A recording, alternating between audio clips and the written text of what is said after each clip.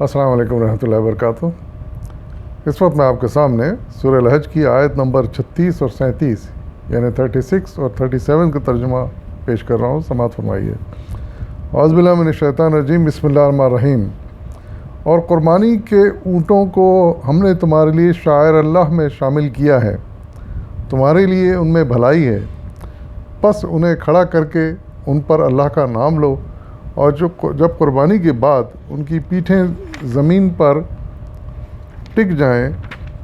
تو ان سے خود بھی کھاؤ،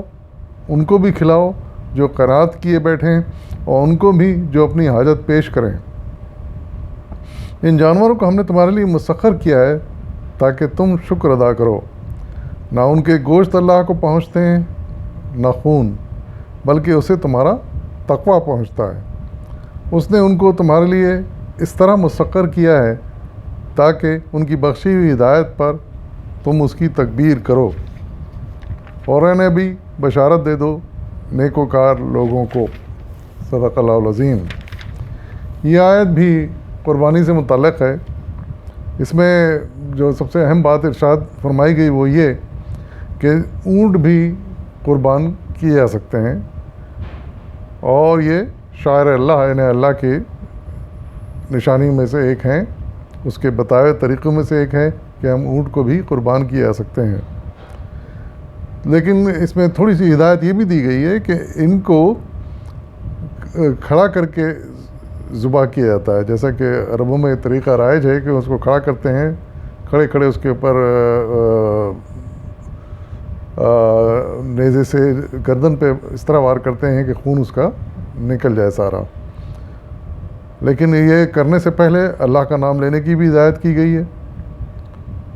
اور پھر ارشاد فرمایا گیا کہ جب وہ اونٹ پھر گر جاتے ہیں، بیٹھ جاتے ہیں، وہ پھر گر جاتے ہیں، زمین پر ٹک جاتے ہیں،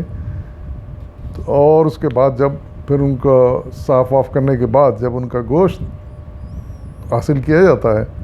تو ارشاد فرمایا جا رہا ہے کہ خود بھی کھاؤ اور دوسرے لوگوں کو بھی کھلاؤ۔ ایسے لوگوں کو بھی کھلاؤ جو حاجت اپنی پیش کریں، یعنی مانگیں آ کے، ان کو بھی دو، اور جو نہ مانگیں ان تک بھی اس گوشت کو اس کا ضرور حصہ پہنچاؤ، کیونکہ بہت سے لوگ ہیں جو تکلف میں شرم کے مارے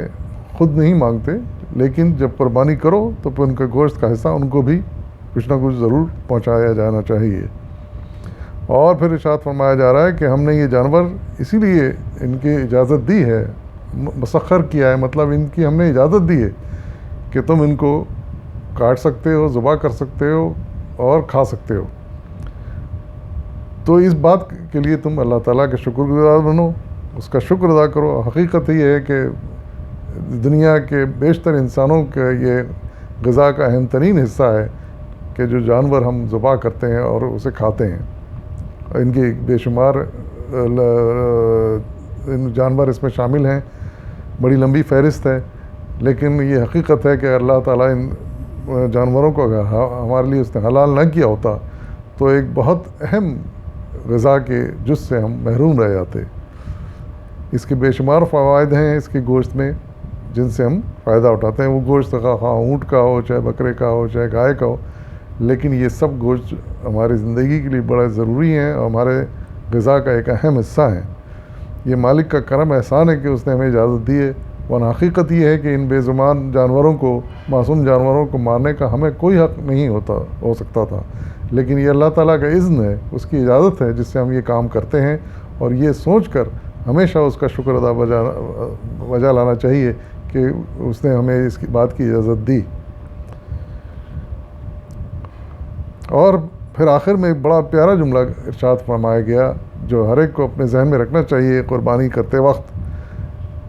وہ یہ اللہ تعالیٰ ارشاد فرما رہے ہیں کہ نہ اس کا گوشت اللہ تک پہنچتا ہے، نہ اس کا خون اللہ تک پہنچتا ہے، بلکہ کیا چیز پہنچتی ہے؟ صرف انسان کا تقویٰ، اس کی نیکی، اس کی پرہیزگاری، اس کا خوف خدا، اللہ کی راہ میں قربانی دینے کا جذبہ، اس کی عقیدت، یہ چیزیں جو ہے نا اللہ تعالیٰ کو بہت پسند ہیں، محبوب ہیں، اور اسی لیے اس قربانی کو جائز قرار دیا گیا ہے، اس کا حکم دیا گیا ہے۔